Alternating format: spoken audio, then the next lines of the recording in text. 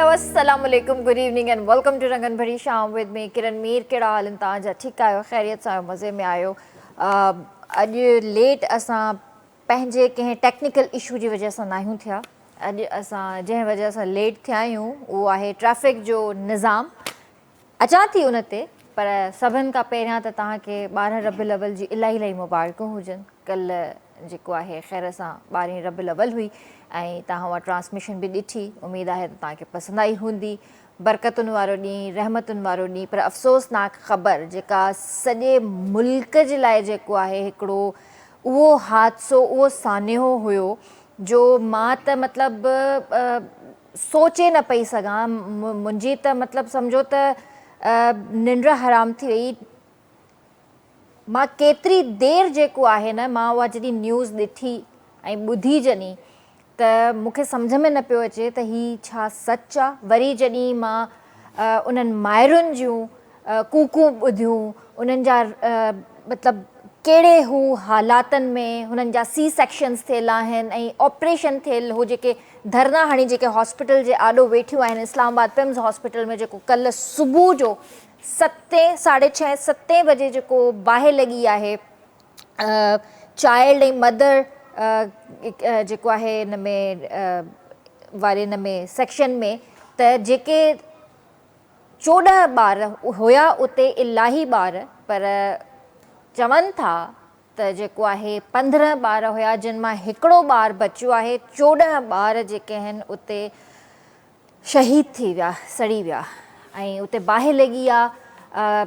AC जे compressor में लॻी आहे। XYZ हिते सच खे लिकाइण जी कोशिशि कई वेंदी आहे। मसइलो इहो आहे, सच नाहे ख़बर त सच छा आहे, पर बहरहाल 14 ॿार जेके मासूम जेके ॿार जेके पैदा थिया हिन दुनिया में, अञा मस हू आया, हुननि पूरी अखि बि न खोली ऐं हू पंहिंजे अलाह ॾे वापसि हलिया विया। हू डायरेक्ट जन्नत में हलिया विया। अफ़सोसनाक वाक़ियो आहे। मतिलबु हुननि माइरुनि जी जेका हालत हुई न, मां नथी बयानु करे सघां। तव्हां पाण ॾिठो हूंदो सोशल मीडिया ते, ऐं इहो उहो वाक़ियो आहे जो कोई सोचे बि नथो सघे। मतिलबु तव्हांजी औलाद हिन दुनिया में अचे थी, माउ पीउ ख़ुशि थींदा आहिनि, मिट माइट ख़ुशि थींदा आहिनि।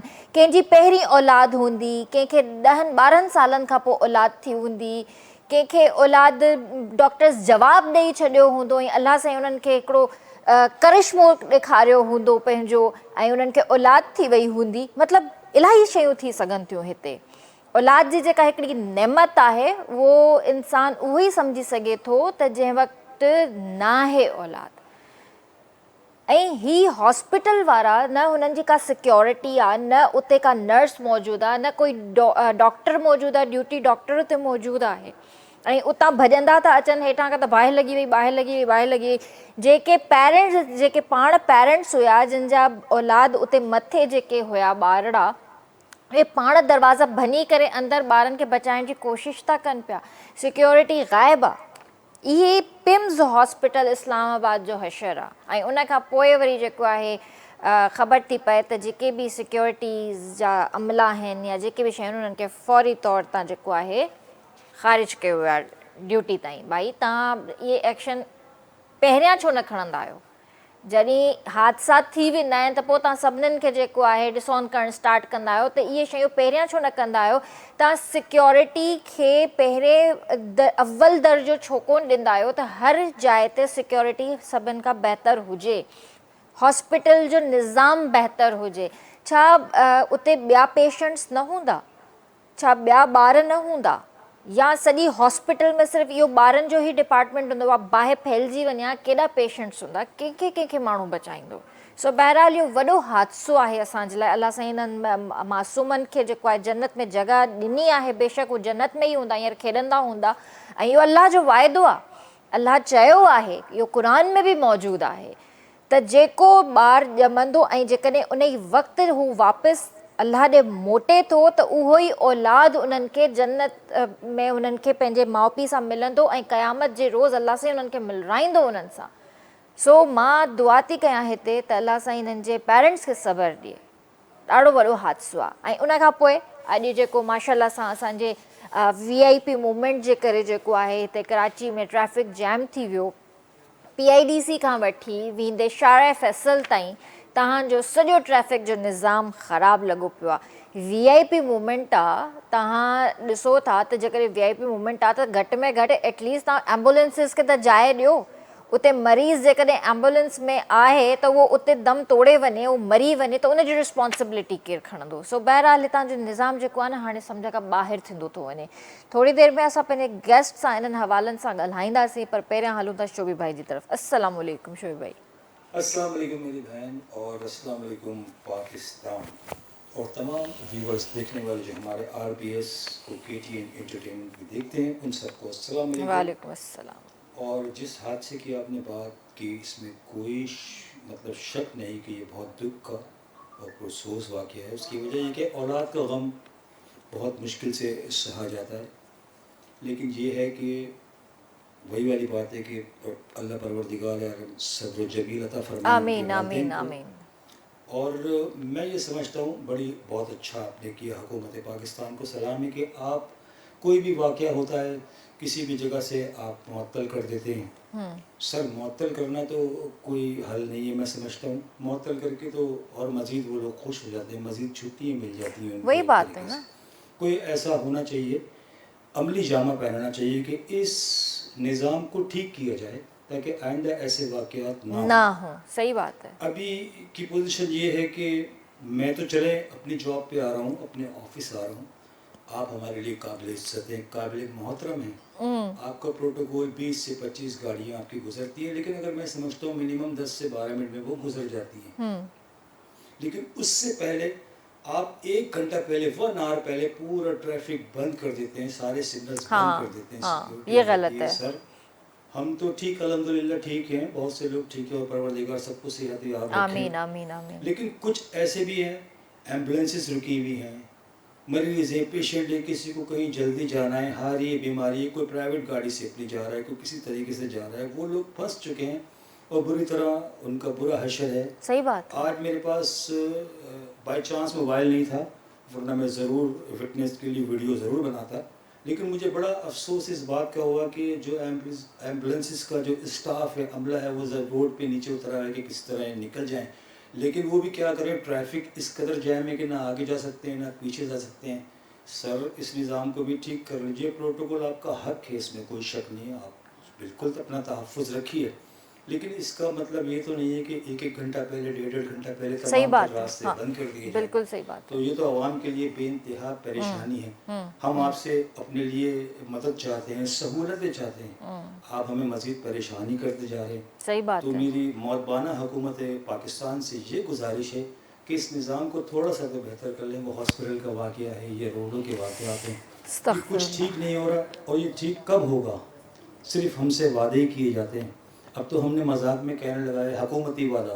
तो सही बात है। आपसे मेरी बड़ी गुजारिश है, गवर्नमेंट ऑफ पाकिस्तान से बहुत गुजारिश है, सिर्फ कराची शहर ही नहीं पूरे पाकिस्तान का यही हाल है। प्लीज़ इसे इसका कुछ कीजिए, इसको बेहतर कीजिए इंशाल्लाह। आमीन आमीन। बहुत अच्छी बात की शोबी भाई आपने, वाकई इहा हक़ीक़तूं आहिनि। सो हाणे हलूं था पंहिंजे गेस्ट जी तरफ़। असां सां गॾु डायनामिक लॉ एसोसिएशन जा सदर मौजूदु आहिनि, सज्जाद हुसैन, जेके मोटिवेशनल स्पीकर आहिनि, यूथ लीडर आहिनि ऐं लॉ स्टूडेंट बि आहिनि, ऐं गॾोगॾु डायनामिक लॉ एसोसिएशन जा जनरल सेक्रेटरी बि असां सां गॾु हिते मौजूदु आहिनि, मोहम्मद आमिर कुंभर, जेके करियर काउंसलर, यूथ लीडर ऐं लॉ स्टूडेंट आहिनि। सभु ॿिन्हिनि खे भली कार कंदासीं। अस्सलाम वालेकुम, कीअं आहियो? अल्हम्दुलिल्लाह, मां बिल्कुलु ठीकु आहियां। अस्सलाम वालेकुम आमिर, कीअं आहियो? ठीकु आहियो? वालेकुम अस्सलाम मैम, अल्हम्दुलिल्लाह, तव्हां ख़ुशि आहियो? जी बिल्कुलु ठीकु ठाक, मां बि ठीकु आहियां। ऐं मतिलबु तव्हां ॿई बि इन ट्रैफिक जो शिकार थिया आहियो अॼु। बिल्कुलु बिल्कुलु। छा चवणु चाहींदव? पहिरियां तव्हां खां थी पुछां। जी, उन हवाले सां मुंहिंजी यही राय आहे कि लाइक प्रोटोकॉल्स ठीकु आहे, सम्झूं था, बट इहे शयूं ॿारहें ममालिक में न आहिनि। सिर्फ़ु असां वटि ई आहिनि कि लाइक कोई स्पेशल पर्सनैलिटी वञे त उन खे फुल प्रोटोकॉल ॾिनो वञे। ऐं इवन जॾहिं उहे प्रोटोकॉल्स ॾिना वञनि था, उन प्रोटोकॉल्स मां इहा शो थिए थी त कोई VIP पर्सनैलिटी वञे थी, बट जॾहिं अगरि उहा ई शइ नॉर्मल पब्लिक सां हली वेंदी त कंहिंखे कुझु रियलाइज़ ई न थींदो त आइदर का पर्सनैलिटी वई या इवन पोइ त अञा ट्रैफिक जो इशू बि थियणु न घुरिजे ऐं सिक्योरिटी इशू बि न थियणु घुरिजे, छो जो नॉर्मल पब्लिक वञे थी। बट जॾहिं तव्हां पाण रस्ता बंदि था कयो, उन्हनि खे प्रोटोकॉल ॾियो था, पाण ई अॻिले इंसान खे ख़बरदार था कयो त कोई VIP वञण वारो आहे, इन सां तव्हां पाण अञा सिक्योरिटी इशूज़ खे वधायो था। त मुंहिंजी इहा इल्तिजा इहा ई हूंदी, इहा ई राय हूंदी कि लाइक स्मूथली हर शइ खे हलणु ॾिनो वञे, बजाए हिन जेके ट्रैफिक जाम कई वञे। ट्रैफिक जाम कई वञे, बिल्कुलु। तव्हां खां मां पुछणु चाहींदमि त कल्ह जेको इहो पिम्स हॉस्पिटल जो जेको हादसो थियो आहे, इन हवाले सां तव्हांजी छा राय आहे, छा बहितरी जी ज़रूरत आहे ऐं कीअं पंहिंजे हॉस्पिटल्स जी सिक्योरिटी ऐं अमले खे बहितर कयो थो वञे? वॾी महिरबानी में जेको इहो इशू आहे इन ते पाण ॾुख करे था सघूं, असांजे हथ में जेको आहे। बाक़ी जेकी ॻाल्हि तव्हां ॻाई त उन में केतिरियूं बहितरियूं आणे था सघूं, हिकिड़ो नंढिड़ो एग्ज़ाम्पल आहे। इवन असां पंहिंजो घरु ठाहींदा आहियूं त उनजी हिकिड़ी मैप ठहंदी आहे त उनखे कहिड़ी बुनियादनि जे तहत ठाहियो वञे, कहिड़ियूं कहिड़ियूं शयूं हुजनि ताकी उहे असांखे फैसिलिटेट कनि। जॾहिं असां पंहिंजे घर खे ठाहिण में एॾी महिनत था कयूं ताकी असांखे को परेशानी जो बाहिस न थिए। हे त हॉस्पिटल आहे जेको आहे जिथे एमरजेंसी लागू हूंदी आहे 24 कलाक। इवन इंसान को बि अहिड़ो इशू थो थी वञे क्रिएट, त हुनखे पहुचणो आहे एमरजेंसी जे थ्रू। अगरि असां पहुचूं था पंहिंजे फैमिली मेंबर्स खे वठी इन उमेद सां त उहो बहितर थींदा, इन उमेद सां त जेकी उन्हनि सां मामिलो थियो आहे उहो हल थींदो। अगरि असां उते पहुचूं था, उन अमले जा शिकार था थियूं, असांखे रिस्पॉन्स नथो मिले, वरी अगरि रिस्पॉन्स मिले थो, वरी अहिड़ी का शइ क्रिएट थी वञे त उनजी रिस्पॉन्सिबिलिटी नेट त कंहिंखे खणणी पवंदी न। नेट त को हूंदो जेको हिनखे बहितरी जी तरफ़ आणींदो ऐं उनजी का प्लैनिंग्स हूंदी, के शइ क्रिएट हूंदियूं ताकी उते उहे फैसिलिटेट आवाम खे मिलनि, तॾहिं जेको आहे उहो तव्हांजी आवाम तव्हां सां ख़ुशि हूंदी। छो जो अगरि इहे शयूं न मिलंदियूं त पोइ तव्हां सां आवाम कॾहिं बि ख़ुशि नथी थी सघे। हिकिड़ो फेस आहे, माण्हू ख़ुशी सां चहिरो थी ॾेखारे सघे थो, बाक़ी दिली तौरु कोई कंहिंसां इन्हनि जेको आहे उहो मामलातनि ते कोई ख़ुशि न आहे। इवन असां सां ईअं थियो आहे 2-3 दफ़ा असांखे एमरजेंसी में पंहिंजा रिलेटिव्स वठी वञणा पिया आहिनि, असांखे रिस्पॉन्स न मिलियो आहे। जेसिताईं असां पाण पहुचूं था, डॉक्टर सां मिलूं था, उन्हनि खे इंफॉर्म था कयूं, तॾहिं वञी उहे शयूं बहितर जी तरफ़ अचनि थियूं। यानी हिते तव्हां मतिलबु जो चवण जो मक़सदु इहो आहे त असां पाण जेसिताईं का सोर्स नथा खणी वञूं या पाण पंहिंजो जेको आहे आइडेंटिकल फेस जेको आहे असांजो, या पंहिंजी असां पंहिंजी आइडेंटिटी नथा प्रूव कयूं ताईं कुझु नथो थिए। यानी आम माण्हू खे जेको आहे सुठे तरीक़े सां ट्रीट नथो कयो वञे, त इहो निज़ाम ग़लति आहे न? बिल्कुलु एब्सोल्युटली राइट। मैम हिनखे अगरि असां अॼु राइट चऊं त वॾे मां ॾाढो हारी असां आहियूं, ग़लति खे ग़लति त चई था सघूं न असां। त इहे शयूं घटि कयूं वञनि, बल्कि इहे इवन हुजनि ई न। हर हिकु इंसान जी जेको आहे अलाह पाक इज़त रखी आहे हिन दुनिया में, जेको आहे उहो अगरि उनखे पैदा कयो अथई त इज़तदार आहे, उनखे हर हिकु फैसिलिटी मिले। इवन तव्हां ॿाहिरि मुल्कनि जा ॿाहिरियां मुल्क ॾिसो, उते हर हिकु इक्वल आहे। तव्हां हिन पॉइंट खे रेस कयो आहे त मां उनखे थोरो वधाई थो हलंदुमि त हिते अगरि असां कराची न, इवन पूरे पाकिस्तान में तव्हां सरकारी अस्पतालुनि में वञो, अगरि तव्हांजो को बि सोर्स न आहे, तव्हांखे उहो प्रोटोकॉल न मिलंदो जेसिताईं तव्हां को शो कंदव, तव्हां इंफॉर्म कंदव, पोइ वञी उहे शयूं क्रिएट थियूं थियनि, उहो बहितरी जी तरफ़ थियूं वञनि। बिल्कुलु, ऐं इहो ग़लति आहे, ईअं न थियणु घुरिजे। असां हिते चवंदा आहियूं त गवर्नमेंट हॉस्पिटल्स असांजूं इलाही सुठो कमु करे रहियूं आहिनि, इलाही बहितरी जी तरफ़ अची रहियूं आहिनि, डिपार्टमेंट सुठा सुठा ठही रहिया आहिनि, पर उते जेको निज़ाम आहे उहो इलाही ख़राबु निज़ाम आहे। त मां चाहींदसि हॉस्पिटल अथॉरिटीज़ खे मां पंहिंजे शो जे ज़रिए इहो बि चवणु चाहींदसि त प्लीज़ इन्हनि शयुनि खे बि बहितर करण जी कोशिशि कई वञे। तव्हां एज़ अ सदर आहियो डायनेमिक लॉ एसोसिएशन में, त तव्हांजो कमु कहिड़ो आहे ऐं तव्हांजी लॉ फर्म कहिड़ा कहिड़ा कमु करे रही आहे? बेसिकली असांजो स्टार्टअप जेको आहे ऑर्गेनाइज़ेशन डायनेमिक लॉ एसोसिएशन जो मार्च 2023 खां थियो। अच्छा जी, ऐं बेसिक मोटिव असांजो इहो हुयो त जेके शयूं असांखे यूनिवर्सिटीज़ कॉलेजिस में फेस करणियूं पवनि थियूं, जेके असांखे फैसिलिटीज़ उते नथियूं मिलनि, उहे शयूं असां पंहिंजे प्लेटफॉर्म जे थ्रू स्टूडेंट्स ताईं पहुचायूं। इन में असां काफ़ी फिज़िकल इवेंट्स करायासीं, सेमिनार्स, कॉन्फ्रेंसिस। वधि खां वधि असांजी जेका 90% वर्किंग रही उहा ऑनलाइन रही। ऑनलाइन वर्किंग में जेके असां पंहिंजी 5 साल जर्नी जेका LLB जी आहे उन में जेके बि असां सब्जेक्ट्स पढ़ूं था, जेके बि इम्पोर्टेंट टॉपिक्स आहिनि उन सां रिलेटेड असां जेके मेन टॉपिक्स या उन ते असां लेक्चर्स रखियासीं ऑनलाइन। सही। बैरिस्टर्स, फॉर्मर जजिस, इवन सर्विंग जजिस भी असां कुछ फिजिकल इवेंट्स में कराया थे with the permission of honourable high court. इन खां अलावा असां जेके फर्स्ट ईयर इंटरमीडिएट जा ॿार पास आउट थींदा आहिनि उन खां पोइ उन्हनि जे लाइ सभ खां वॾे में वॾो सुवाल इहो हूंदो आहे त असां कहिड़े तरफ़ वञूं, कहिड़ी फील्ड जी तरफ़ वञूं। त असां इन सां रिलेटेड भी फर्स्ट ईयर इंटर कॉलेजिस में अवेयरनेस सेशंस करायासीं लॉ जे रिलेटेड। त अगरि तव्हां फर्स्ट ईयर इंटर खां पोइ लॉ जी फील्ड में अचणु चाहियो था त तव्हां वटि वकील थियण खां अलावा बि कहिड़ी कहिड़ी तव्हां वटि अपॉर्चुनिटीज़ आहिनि या तव्हांखे हिन फील्ड में छो अचणु घुरिजे। या इवन फर्स्ट ईयर इंटर खां पोइ हिकिड़ी शइ हिन वक़्तु कंपलसरी थी वई आहे लॉ एडमिशन टेस्ट। अगरि त जीअं मेडिकल में MBBS में वेंदो आहे त MDK टेस्ट आहे। सो वैसे ई अगरि कोई LLB में अचणु चाहे थो त उन लाइ लेट जी टेस्ट थींदी आहे, उहा 100 मार्क्स ॾींदी आहे, 50% कंपलसरी आहे। असां उन सही। लॉ एडमिशन टेस्ट जा free of cost classes conduct करवायासीं ऑनलाइन ताकी जेके फर्स्ट ईयर इंटर जा स्टूडेंट्स आहिनि जिन जे लाइ इहा शइ अफोर्डेबल न आहे उहे अची असांजे प्लेटफॉर्म ते ऑनलाइन तयारी कनि। ऐं ऑनलाइन में वॾे में वॾो बेनिफिट इहो आहे त हर स्टूडेंट जेको आहे त पंहिंजे घर खां कनेक्ट थी सघे थो सुकून सां सही। ऐं ऑल ओवर पाकिस्तान सां। न इन में ज़्यादा एक्सपेंसिस को अचनि था, न ई टाइम जो वेस्ट थो थिए। त इन वाले सां असां अगेन लेट जा क्लासिस करायासीं, उन्हनि खे अवेयरनेस ॾिनीसीं ऐं गॾोगॾु जेको आहे त लॉ जी फील्ड में जेके इम्पोर्टेंट सब्जेक्ट्स आहिनि उन जे हवाले सां डे बाय डे असांजा वीकली बेसिस ते मंथली बेसिस ते जेके आहिनि त 1-1.5 कलाक जा सेशंस थींदा रहंदा आहिनि। ऐं इन खां अलावा 1 मंथ 2 मंथ 3 मंथ्स जा असां कोर्सिस कराईंदा आहियूं। मेन पर्पज़ इहो ई आहे कि जेके स्टूडेंट्स बैकवर्ड एरियाज़ खां आहिनि या कुझु इदारा असां वटि अहिड़ा आहिनि जिते तालीम जो मयार बिल्कुलु घटि आहे त उन्हनि खे उहे शयूं मुहैया थी सघनि। उन्हनि खे उहे शयूं लाइक जेके वॾा एक्सपेंसिव इंस्टीट्यूट्स आहिनि उन्हनि खे जेके बैरिस्टर्स फॉर्मर जजिस पढ़ाइनि था त उन स्पीकर्स सां उन टीचर्स सां असां ऑनलाइन ॿारनि खे कनेक्ट करायोसीं ताकी हुननि सां इंटरेक्ट कनि, पंहिंजा सवालात कनि। ऐं 2023 खां वठी हिन वक़्तु ताईं असांजो मेन कंप्लीट जेको वर्क आहे सिर्फ़ु और सिर्फ़ु एजुकेशन ते रहियो आहे ऐं इनशाला अॻिते बि असां एजुकेशन खे प्रोमोट कंदा ज़बरदस्त। तव्हां स्टार्ट में ॻाल्हि कई त जेको आहे स्टूडेंट्स खे जीअं यूनिवर्सिटी लाइफ में इशूज़ क्रिएट थींदा आहिनि त तव्हां नथा चाहियो त ॿियनि खे बि थियनि, त इन ते ॻाल्हायूं था। उहे इशूज़ कहिड़ा आहिनि, कहिड़ियूं कहिड़ियूं शयूं आहिनि जेके स्टूडेंट्स खे फेस करणी पवंदी। ब्रेक जो वक़्तु आहे, ब्रेक खां पोइ हिन खे डिस्कस कयूं था। जी व्यूअर्स जल्दी हाज़िर था थियूं।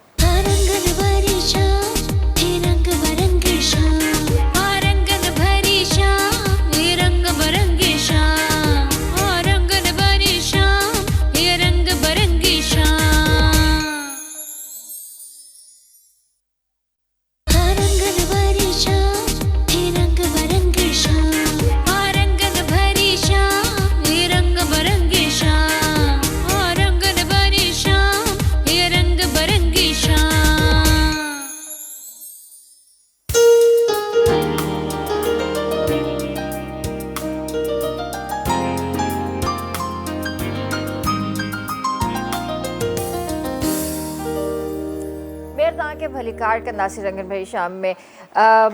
सॉन्ग बि ॿुधंदासीं शोभी भाई खां, सॉन्ग न बल्कि मनकबत शोभी भाई खां ॿुधंदासीं। पर हिन हिकिड़े सवाल खां पोइ, छो त मां ब्रेक खां पहिरियां जेको आहे ऑलरेडी तव्हां खां सवाल करे चुकी हुयमि, त मां चाहींदसि त हिन जो जवाबु ॾियो त पोइ मां शोभी भाई जी तरफ़ वञा। त उहे कहिड़ा इशूज़ आहिनि, कहिड़ियूं शयूं आहिनि जेके स्टूडेंट खे फेस करणियूं पवंदियूं आहिनि अर्ली स्टेजिस में? अगरि इशूज़ ऐं चैलेंजिस जी ॻाल्हि कई वञे त सभ खां पहिरीं चैलेंज असां वटि आहे वॾे में वॾो क्वालिटी एजुकेशन जो। जेके बि असांजा इदारा आहिनि institutes colleges universities quality education न आहे ऐं हिन जी मेन लेकिंग आहे तव्हां प्रॉपर फैकल्टी न आहे, क्वालिफाइड फैकल्टी न आहे। कुझु सोर्सिस जे थ्रू टीचर्स अची अपॉइंट थी था वञनि, कुझु अदर सोर्सिस जे थ्रू। त मेन इशू इहो आहे। सेकेंडली अगरि जेके स्टूडेंट्स खे प्रॉब्लम फेस करणु पवनि था त लाइक जीअं फैकल्टी जेका आहे त तव्हांजी प्रॉपर न आहे ऐं क्वालिटी एजुकेशन न आहे त स्टूडेंट्स खे उहा प्रॉपर शइ अंडरस्टैंड नथी थिए। जेका शइ उन्हनि खे पढ़ाई थी वञे उन्हनि खे सम्झ में नथी अचे। स्टूडेंट तॾहिं ई ग्रो करे सघे थो जॾहिं उनखे जेका शइ ॿुधाई वञे प्रॉपर उनखे सम्झ में अचे। जॾहिं हिकिड़ी शइ कोई बि टॉपिक आहे, कोई बि सब्जेक्ट आहे, स्टूडेंट खे सम्झ में न ईंदो, हू उन ते इंट्रस्ट न वठंदो। जॾहिं हू उन ते इंट्रस्ट न वठंदो ऑटोमेटिकली उहा शइ लैक कंदो। सभ खां वॾो ॿियो इशू इहो आहे कॉन्फिडेंस जो। कॉन्फिडेंस बिल्डअप ते असां वटि कमु न पियो वञे। सिर्फ़ु ऐं सिर्फ़ु इहा आहे त बसि तव्हांखे पंहिंजी पढ़ाई करणी आहे, हीअ टॉपिक्स आहिनि, तव्हांखे हीअ यादि करणा आहिनि, हीअ तव्हांजे एग्ज़ाम्स में सवालात ईंदा, रटो। ऐं कॉन्फिडेंस बिल्टअप ते कोई भी कम ना है लाइक उन खे कीअं स्पीकिंग करणु घुरिजे लाइक असां पंहिंजी फील्ड जी ॻाल्हि कयूं त अॻिते हली असांखे 5 साल खां पोइ कोर्ट में अपीयर थियणो आहे जजिस जे साम्हूं अपीयर थियणो आहे त असां कीअं आर्ग्यूमेंट्स कयूं कीअं मुखातिब थियूं या असांजो साइड वारो ॿियो जेको काउंसल हूंदो आहे असांखे उन सां कीअं ट्रीट करिणो आहे त एथिक्स ते कोई बि दिलो जान न आहे इदारनि जे अंदरि सो इन लाइ इहो ई आहे त सभ खां पहिरियां क्वालिटी एजुकेशन कई वञे कॉन्फिडेंस बिल्डअप ते कमु कयो वञे इवन असां पंहिंजी फील्ड जी ॻाल्हि त असां वटि मूट कोर्ट्स मूट ट्रायल्स कॉम्पिटिशन थींदा आहिनि जंहिंमें बिल्कुलु एज़ ए कोर्ट वारी स्टोरी हूंदी आहे कि लाइक तव्हां जज जे साम्हूं अपीयर थियो था त कीअं आर्ग्यूमेंट्स कयो जज सां तव्हां कीअं मुखातिब थियो या तव्हांजो अपोज़िट काउंसल आहे तव्हां उन सां कीअं ॻाल्हायो उन खे कीअं तव्हां ट्रीट कयो या इवन कोर्ट जे अंदरि तव्हां पंहिंजे क्लाइंट सां कीअं बिहेवियर रखियो त कंप्लीटली प्रोफेशनल एथिक्स ते कम थियणु घुरिजे ज़बरदस्त जेको आहे हलूं त शोएब भाई की तरफ शोएब भाई क्या सुना रहे हैं अभी आप हमें जी नहीं मेरा इरादा था पहले कि मैं एक सॉन्ग गाऊंगा फिर इरादा हुआ एक मनकबत सुनाऊंगा हाँ लेकिन क्योंकि इतना बाबरकत महीना है रबीउल अव्वल का महीना है खातिमुल अंबिया हज़रत मोहम्मद मुस्तफ़ा सल्लल्लाहु अलैहि वसल्लम सरकार दो आलम की आमद का महीना है तो मैं सोच रहा हूँ कि एक नाज शरीफ शरीक कर लूँ बहुत अच्छी क्योंकि मैंने कोशिश हमेशा यही की कि कुछ डिफरेंट किया जाए तो ये जो नात है बेसिकली ये है तो पड़ोसी मुल्क की सिंग की हुई लेकिन यहाँ पर जो फेमस हुई तो वो मेरे एक छोटे भाई हैं कज़न हैं ज़िशान बल्तिस्तानी तो जब उन्होंने पढ़ी थी तो वो बड़ी वायरल हुई तो उसके चंद अशार दो अशार आपकी समात तक अगर पूरी पढ़ूंगा तो बहुत लंबी हो जाएगी हाँ माशाल्लाह बड़ी नात है क्योंकि उनकी शान में तो हम अगर सारा दिन सारी रात भी जिक्र करें तो ये एक नाज शरीफ के दो अशार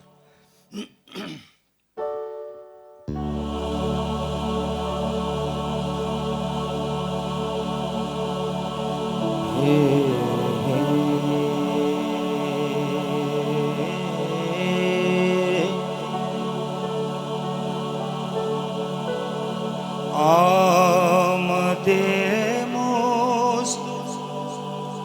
मुस्तफा हुई कुफ्र रवान हो गया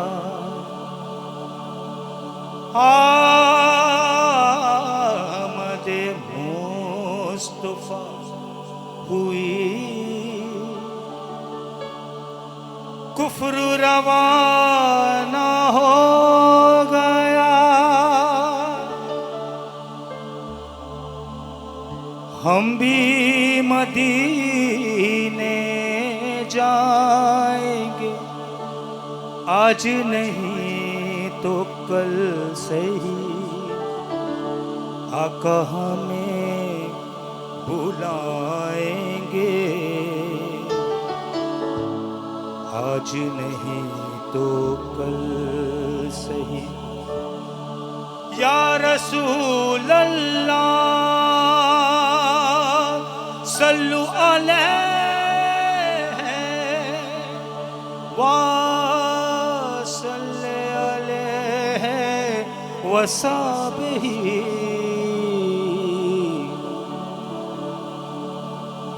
मदीने के जानिब चले जा रहे हैं मदीने के जानिब चले जा रहे हैं खुदा और नबी के हुए जा रहे हैं मदीने की जानिब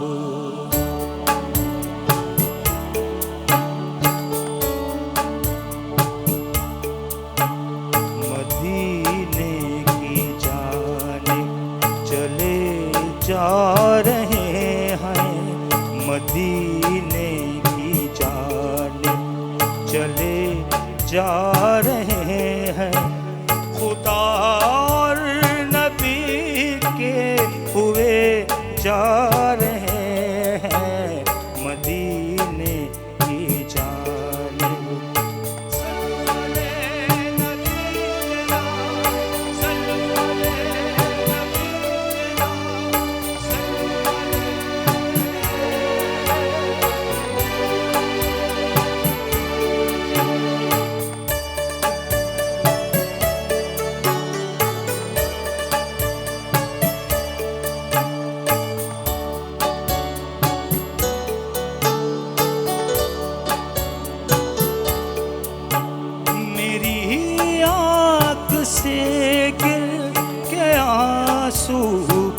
पुकारा, मेरी आँख से गिर के आंसू पुकारा, तुम्हारा है ऐसा गिरे हम जहाँ पे, हम आंसू से मोती बने जा रहे हैं, मदीने की जान चले जा रहे हैं।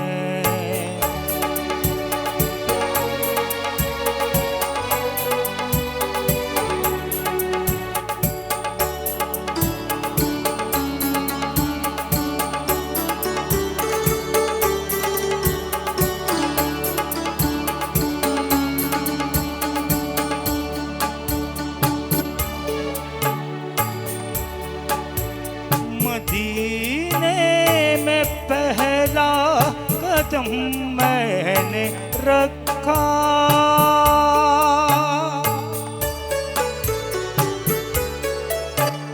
मदीने में पहला कदम मैंने रखा, उसी वक्त से लब दिल मेरा बोला, मदीने में पहला कदम मैंने रखा, उसी वक्त लब और दिल मेरा बोला, मोहम्मद मोहम्मद मोहम्मद मोहम्मद करे जा रहे हैं, खुदा और नबी के हुए जा रहे हैं, मदीने की जानिब चले जा रहे हैं। या नबी अल्लाह, या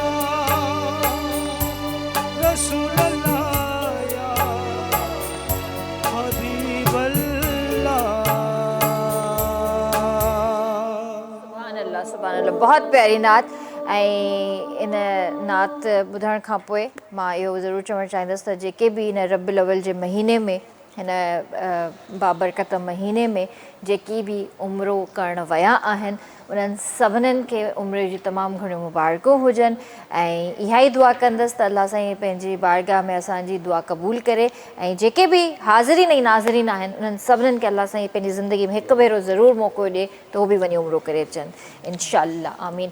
तव्हां मूंखे ॿुधायो त जीअं भाउ ॻाल्हि कई त क्वालिटी एजुकेशन जी ज़रूरत आहे, त हिकिड़ो त क्वालिटी एजुकेशन खे कीअं अॻिते आणिजे, ऐं अॼु जे दौर में करियर काउंसलिंग केतिरी ज़रूरी आहे? तमामु महिरबानी मैम। अच्छा, पाण क्वालिटी एजुकेशन ते था अचूं, सिंपल आहे, को एॾो मुश्किल न आहे। ॾिसो, अगरि जेको ॿारु महिनत करे अॻिते अचे थो त उनखे प्रमोट कयो वञे, अगरि जेको CSS जा आहिनि, डिज़र्विंग आहिनि, उन्हनि खे सीट्स ॾिनियूं वञनि, ऐं जेके PCS करे था अचनि त उन्हनि खे सीट्स ॾिनियूं वञनि। अहिड़े ई तरीक़े सां जेको प्रोफेसर सुठो आहे, जेको जंहिं सब्जेक्ट ते महारत हासिलु आहे, उनखे ई उहो सब्जेक्ट ॾिनो वञे। इवन अगरि असां पंहिंजी फील्ड जी ॻाल्हि कयूं त असांजी फील्ड सिर्फ़ु लॉ हिकु महदूद न आहे, हिकु वॾी वसी फील्ड आहे, जंहिंमें असां नेब जो केसिस आहिनि, असांजा फैमिली जा आहिनि, असांजा सिविल जा आहिनि, असांजा इवन FBR जा आहिनि, त हर हिकु माण्हू अलॻि अलॻि फील्ड जो महारत रखे थो। तव्हां अगरि हिकिड़े खे ई सभु सब्जेक्ट ॾींदव, उहो कॾहिं बि प्रॉपर वे सां उनखे डिलीवर नथो करे सघे। तव्हां जेको आहे एक्सपर्टीज़ जंहिंखे हुजनि, उनखे उहो सब्जेक्ट ॾिनो वञे, पोइ उहो उन एक्सपर्टीज़ जे थ्रू उहो डिलीवर कंदो आहे। जीअं सर मुंहिंजे दोस्त ॻाल्हि कई त ॿारनि जो जेसि ताणी कॉन्सेप्ट क्लियर न हूंदो, ॿारु कॾहिं बि रिप्रेज़ेंट नथो शइ खे डिलीवर नथो करे सघे। ईअं ई असां सां थींदो आहे, जॾहिं असां का शइ मुकमल ॿुधंदासीं कोन त डिलीवर छा कंदासीं। तव्हांजे ॿिए सुवाल ते अचूं था त करियर काउंसलिंग हिन दौर में मोस्ट इम्पोर्टेंट आहे। इवन जॾहिं असां पंहिंजी ऑर्गेनाइज़ेशन जा जीअं असां इफ़्तिताह कयोसीं ऐं उन्हनि जो वर्किंग स्टार्ट कईसीं त असां हिकिड़ी शइ ऐड कईसीं पंहिंजे प्लेटफॉर्म ते त असांजूं जेतिरियूं बि कॉलेजिस आहिनि गवर्नमेंट जूं या प्राइवेट जूं असां उते हलूं ॿारनि खे इन्फॉर्म कयूं त फस्ट ईयर इंटर खां पोइ तव्हांखे नई दुनिया में क़दम रखिणो आहे सही तव्हां हिकिड़ी नई दुनिया में ईंदव तव्हां वटि नॉलेज हुजे इहो असां छाजे लाइ कयोसीं उनजो बि हिकिड़ो सुवालु इहो आहे जॾहिं असां इंटर क्लियर कईसीं त असांखे लॉ जी का नॉलेज न हुई इवन जॾहिं असां अचणु पिया चाहियूं फील्ड में त असांजो ॿारनि जो हूंदो आहे महदूद दिमाग़ फस्ट जेको आहे उहो पेरेंट्स जो ईंदो आहे त मुंहिंजो ॿारु डॉक्टर थिए सभिनीनि खां पहिरियों बाबा डॉक्टर थिए बसि उन खां पोइ दुनिया ख़तमु आहे का मगर ईअं न आहे असांजो बि असां सां बि ईअं ई हुयो त असांजे वालिद साहिब जो हुयो त भाउ तव्हां डॉक्टर थियो मगर असां जॾहिं सर्किल असांजो अहिड़ो हुयो असां छा कंदा हुआसीं जॾहिं इंटर असांजी क्लियर थी त असां मुख़्तलिफ़ सेशननि में वेंदा हुआसीं उन्हनि में अटेंड कंदा हुआसीं उन्हनि में पोइ मुख़्तलिफ़ स्पीकर ईंदा हुआ उहे असांखे ॿुधाईंदा हुआ त बाबा डॉक्टर खां अलावा बि तव्हां वटि फील्ड आहे पोइ उन फील्ड में तव्हां कहिड़े तरीक़े सां ईंदव पोइ उन असांखे उन ई पैटर्न खे असां पंहिंजे प्लेटफॉर्म में आंदोसीं पोइ असां ॿारनि सां मिलणु शुरू कयासीं त भाउ तव्हां ॿुधायो त तव्हां छा में था अचो शुरू थियो ॿारनि जो पहिरियों सुवालु हुयो त असां डॉक्टर अच्छा हाँ बिल्कुलु जो ज़हन में उहो ई विहारियो वियो आहे शुरू खां वठी त जॾहिं डॉक्टर थींदव त डॉक्टर जो पैटर्न छा आहे अचण जो उहो बि त हुजे पोइ असां पंहिंजी जॾहिं फील्ड सां वियासीं उन्हनि खे त असां उन्हनि खे इन्फॉर्म कयोसीं त भाउ अगरि तव्हां LLB में ईंदव त सभिनि खां पहिरियों तव्हांखे लेट क्लियर करणी आहे एनी हाउ सही उन लेट जो तव्हां कहिड़ा कहिड़ा सब्जेक्ट क्लियर कंदव पोइ असां उन्हनि खे ॿुधायोसीं तव्हांखे इस्लामियात पढ़णो पवंदो मैथ पढ़णो पवंदो इंग्लिश पढ़णी पवंदी तव्हांखे जेको आहे उहो अहिड़ा सब्जेक्ट तव्हांखे पढ़णा पवंदा पोइ उन्हनि जा कुझु नंबर्स रखियल हूंदा आहिनि पोइ जॾहिं असां उन्हनि खे उहे शयूं फस्ट स्टेप खां लास्ट स्टेप ताईं ॾसियोसीं पोइ उन्हनि शयुनि खां पोइ तव्हां छा कंदव जॾहिं तव्हां क्लियर कयो था टेस्ट पोइ हर जेको यूनिवर्सिटी आहे जेकी लॉ पढ़ाए थी उनजी हर हिक जी क्राइटेरिया अलॻि आहे काथे 75% आहे काथे 50% आहे काथे जेको आहे उहो मुख़्तलिफ़ परसेंटेज आहे पोइ तव्हां उनखे कीअं उन्हनि शयुनि खे अवेल कंदव पोइ असां उन्हनि खे हर हिकु यूनिवर्सिटीअ जो क्राइटेरिया ॿुधायोसीं ॿारनि खे तव्हां अगरि कंहिं जेको आहे उहो कराची यूनिवर्सिटी में वेंदव उनजो क्राइटेरिया तव्हांखे क्लियर करिणो आहे ज़ेबुल में वञिणो आहे उनजो क्राइटेरिया हमदर्द आहे डेनिंग आहे इन्हनि तरीक़े सां तव्हांखे उहे सभु स्टेप क्लियर करे पोइ तव्हांखे एडमिशन वठणी आहे अगरि इन सॼे पैटर्न खे चइबो त करियर काउंसलिंग इहो हिन दौर में मोस्ट इम्पोर्टेंट आहे छो जो असां यंग आहियूं असां पाण स्टूडेंट बि आहियूं इहे शयूं असां रियलाइज़ कंदा आहियूं त असां वटि तमामु घटि आहिनि अगरि असांखे न हूंदी पंहिंजे जेको आहे उहो फील्ड जी ख़बर त पोइ असां हिकु पाणीअ जे ठहिराउ वांगुरु हिकु जॻह ते रुकिजी वेंदासीं असां नेक्स्ट स्टेप ते फॉरवर्ड नथा करे सघूं त अॼुकल्ह जे हिसाब सां त करियर काउंसलिंग मोस्ट इम्पोर्टेंट आहे तव्हां जनरल सेक्रेटरी बि आहियो डायनामिक लॉ एसोसिएशन जा त तव्हांजूं ज़िम्मेवारियूं कहिड़ियूं आहिनि मैम जेको हिन प्लेटफॉर्म में मुंहिंजी ज़िम्मेदारियूं आहिनि उहो इहो ई आहे त असां अगरि का शइ आणियूं था फस्ट स्टेप सां असां का शइ क्रिएट था कयूं त भाउ असांखे ॿारनि खे बेनिफिट कीअं ॾियणो आहे हिन प्लेटफॉर्म में असां सभिनि खां पहिरियों आंदोसीं लेट जेको आहे उहो लॉ एडमिशन टेस्ट पंहिंजे प्लेटफॉर्म ते आंदीसीं पोइ उन्हनि खे असां जेको आहे उहो पंहिंजे टीम जे थ्रू हिकिड़ी टीम ठाहीसीं त भाउ हाणे इन्हनि जा जेके मुख़्तलिफ़ सब्जेक्ट आहिनि उहे असांखे पाण खे पढ़ाइणा आहिनि पोइ असां पंहिंजी हिकिड़ी टीम ठाहीसीं टीम असांजी पोइ वन जेको आहे उहो हर हिकु ॾींहं जी हिकिड़ी क्लास हूंदी आहे हिकु कलाक जी उहा डिलीवर कंदी आहे उहे नोट्स ठहंदा आहिनि पोइ असां उहो पाण नोट्स ठाहींदा आहियूं उन्हनि नोट्स खे ठाहे असांजी कोशिशि बि इहा हूंदी आहे त HEC जो पैटर्न ते ई उहा टेस्ट ठाहे जॾहिं उहो ॿार वञनि ॾियणु उन जेको आहे उहो लेट जी टेस्ट ॾियणु वञनि त हुननि जो कॉन्सेप्ट क्लियर हुजे उन टेस्ट जे थ्रू पोइ उहा असां टेस्ट पाण ठाहींदा आहियूं मॉडरेट बि पाण कंदा आहियूं ऐं उन्हनि हर हिकु स्टेप बाय स्टेप शयुनि खे नज़र पाण रखंदा आहियूं छो जो हिकिड़ो जनरल सेक्रेटरी जो जेको प्लेटफॉर्म ते रोल हूंदो आहे उहो मोस्ट इम्पोर्टेंट हूंदो आहे जेको आहे नंढियुनि नंढियुनि शयुनि ते बारीकी सां नज़र रखणु ऐं जेको आहे उहो नेक्स्ट स्टेप असांजो छा आहे छो जो प्लेटफॉर्म तव्हांजा तॾहिं वधंदा जॾहिं तव्हां वटि नेक्स्ट स्टेप हूंदो न त अगरि तव्हां महदूद शयूं तव्हां रखंदव त तव्हां कॾहिं बि उन्हनि शयुनि खे पंहिंजे प्लेटफॉर्म खे या पाण खे अॻिते नथा वधी सघो पोइ असां छा कंदा आहियूं अगरि असां हिकिड़ो 1 मंथ कोर्स करे वियासीं पोइ असां मूव कंदा आहियूं नेक्स्ट स्टेप जी तरफ़ हाणे असांखे फिज़िकली एक्टिविटी जी तरफ़ अचिणो आहे त पोइ कीअं अचूं पोइ असां पंहिंजी फील्ड ते जॾहिं असां डिस्कशन कंदा आहियूं पंहिंजे टीम सां त पोइ उन्हनि जो बि पहिरियों सुवाल तव्हां वांगुरु हूंदा त सर तव्हां छा था चाहियो, सही तव्हां बि आइडियोस ॾियो। छो जो जॾहिं घर जे सरबराह जी तरफ़ का शयूं हूंदियूं आहिनि त उहे ई डिलीवर कंदा आहिनि। पोइ असां वक़्तनि ब वक़्तनि अल्हम्दुलिल्लाह प्लेटफॉर्म खे जेको आहे उहो मूव करायोसीं। पहिरियों असां कराची ताईं महदूद हुयासीं, अच्छा अच्छा असांजी लॉ जेके ऑर्गेनाइज़ेशन आहे डायनेमिक लॉ एसोसिएशन, पोइ असां पूरी सिंध में खणी वियासीं। अरे माशाल्लाह हिन महिल जेतिरियूं बि अल्हम्दुलिल्लाह पाकिस्तान जी कॉलेजिस यूनिवर्सिटियूं आहिनि कनेक्ट आहिनि असां सां। वाह वाह असां चाहींदा आहियूं त ॿार असां सां कॉन्टेक्ट कंदा आहिनि। पोइ असां हिकिड़ी एम्बेसडर जी पोस्ट बि असां वटि आहे। अच्छा हर यूनिवर्सिटीअ जो हिकिड़ो एम्बेसडर आहे असां वटि। सही अगरि कंहिं बि ॿार खे पूरे पाकिस्तान में लॉ एडमिशन जी जेको आहे उहो प्रोसेस जी नीड हूंदी आहे उहो असां सां कॉन्टेक्ट कराईंदो आहे। असां उहो एम्बेसडर सां उन्हनि सां कॉन्टेक्ट कराईंदा आहियूं। पोइ उहो उन्हनि सां उन यूनिवर्सिटीअ में इन हूंदो आहे उहो, अच्छा अच्छा पोइ उहो हुननि सां जेको आहे एडमिशन प्रोसेस सां मुकमल हुननि सां ताउन कंदा आहिनि ताकी हुननि खे फस्ट स्टेप खां वठी लास्ट स्टेप ताईं हुननि जी एडमिशन कराए सघे। ज़बरदस्त पोइ असां एम्बेसडर जी तरफ़ वियासीं, अल्हम्दुलिल्लाह असां एम्बेसडर आंदासीं। पोइ असां पंहिंजी सिंध खां अॻिते निकितासीं, पंजाब जी में टीम ठातीसीं, बलूचिस्तान में KPK में इस्लामाबाद में बि असांजी अल्हम्दुलिल्लाह टीम आहे जेकी फिज़िकली एक्टिविटीज़ कंदियूं आहिनि या असांजा अवेयरनेस सेशंस थींदा रहंदा आहिनि लॉ जे रिलेटेड, उन्हनि ते बि असां कमु कंदा आहियूं। वाह वाह पोइ असां वरी मूव कयोसीं मेडिकल जी तरफ़ बि असां वियासीं। अच्छा मेड केयर सां बि असांजी हिकिड़ी टीम आहे, मगर उहा हिन महिल एॾी वसी न आहे, मगर असां कोशिशि इहा कयूं त ऑनलाइन जेतिरा बि इशूज़ आहिनि इश्यूज़ थियनि था उन्हनि ते असां सेशंस ज़बरदस्त ज़बरदस्त। त मूंखे इहो ॿुधायो त अॼु जे दौर में लॉ पढ़णु सवलो आहे? मैम ॾुखी त का बि शइ न आहे, सवली बि का शइ न आहे, इंट्रस्ट ते आहे। ॿार खे अगरि इंट्रस्ट आहे न, इवन असांखे बि नॉलेज न हुई लॉ जी, मगर असांखे वक़्तनि ब वक़्तनि हुयो, शौक़ु हुयो। ऐं असां त फस्ट जनरेशन आहियूं ऐं चवंदा आहिनि लॉ फील्ड में वॾे मां वॾो जेको आहे उहो सेक्रीफाइस करिणो पवंदो आहे, फस्ट जनरेशन खे करिणो पवंदो आहे। इहा सही ॻाल्हि आहे।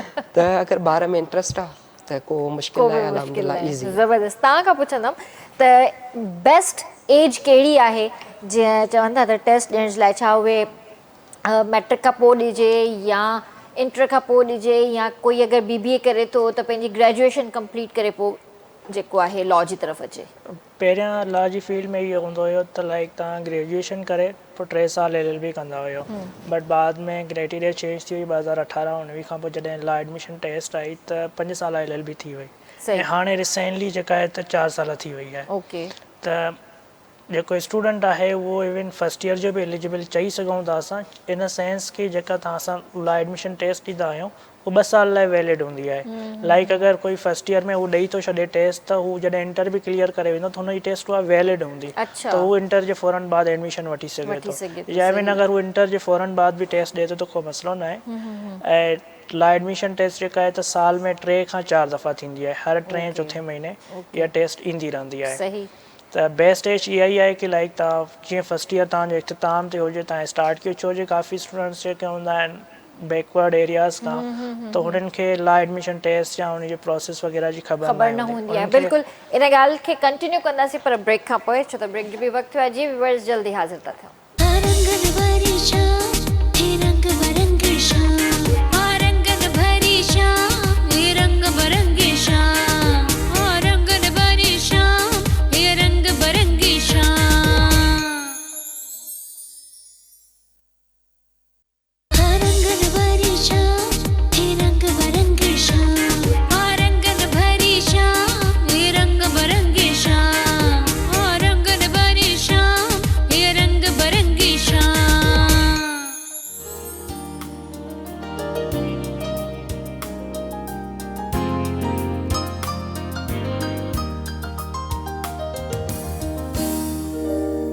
Welcome back viewers. तव्हांखे भली कार कंदासीं रंगनि पहिरीं शाम में। जीअं ब्रेक खां पहिरियां पंहिंजी ॻाल्हि थी रही टेस्ट जे हवाले सां, त उन ॻाल्हि खे मां चाहींदसि त कंटिन्यू कयो।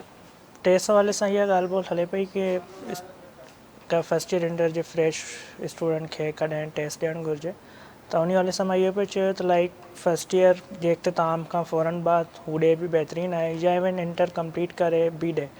फस्ट ईयर खां फ़ौरन बाद मां इन लाइ कयो छो त काफ़ी असांजे स्टूडेंट्स बैकवर्ड एरियाज़ खां हूंदा आहिनि, हुननि जी प्रॉपर उहा एजुकेशन न आहे हूंदी, त हू जॾहिं टेस्ट ॾींदा आहिनि हुननि खे प्रॉपर हुननि खे इहा नॉलेज न हूंदी आहे अवेयरनेस न हूंदी आहे त टेस्ट कीअं अटैम्प्ट कजे या टेस्ट में किथां किथां MCQs ईंदा या इवन सब्जेक्टिव पोर्शन में एसे आहे या पर्सनल स्टेटमेंट आहे त कहिड़े टॉपिक्स ते ईंदा त हू फस्ट अटैम्प्ट में फेल थी वेंदा आहिनि अनफॉर्चुनेटली। त इन बेसिस ते मां इहा शइ चई त एहतियातन अगरि हुननि खे लॻे त हुननि जो जेको आहे स्टार्टिंग या हुननि जी जेका इनिशियल एजुकेशन आहे उन्हनि जी एतिरी स्ट्रॉन्ग न आहे ट्राई करणु था चाहिनि त हू फस्ट ईयर खां बाद ट्राई कनि। अगरि हू पास थी था वञनि त वेल एंड गुड, सेकेंड टाइम उनखे इम्प्रूव करे अञा वधीक मार्क्स खणी सघनि था। इवन फेल बि थियनि था त हुननि वटि ऑप्शन हूंदो की लाइक जॾहिं हू इंटर में आहिनि या इंटर खां पास आउट थियण वारा आहिनि त हू ॾियनि। बट अगरि हिकु स्टूडेंट सम्झे थो त हू कैपेबल आहे, हू फस्ट अटैम्प्ट में ई कढी सघे थो त इंटर जे फ़ौरन बाद जीअं हू इंटर जा एग्ज़ाम्स ॾिए थो या इवन रिज़ल्ट खां बि पहिरियां हू ॾेई छॾे। छो जे जून जुलाई खां अगस्त खां असांजी यूनिवर्सिटीज़ जेके लार्ज आहिनि एडमिशन्स स्टार्ट थी वेंदियूं आहिनि। सही। इवन एग्ज़ाम्स जेके हूंदा आहिनि अप्रैल मई जे मंथ में हूंदा आहिनि, अगस्त ताईं रिज़ल्ट ईंदो आहे त उन्हनि खे डिफरेंट यूनिवर्सिटीज़ में अप्लाई करिणो हूंदो आहे। त लाइक फस्ट ईयर ख़तमु थिए खां पोइ हू टेस्ट ॾेई सघनि था, इंटर में ॾियनि छो जो हू 2 साल लाइ वैलिड आहे।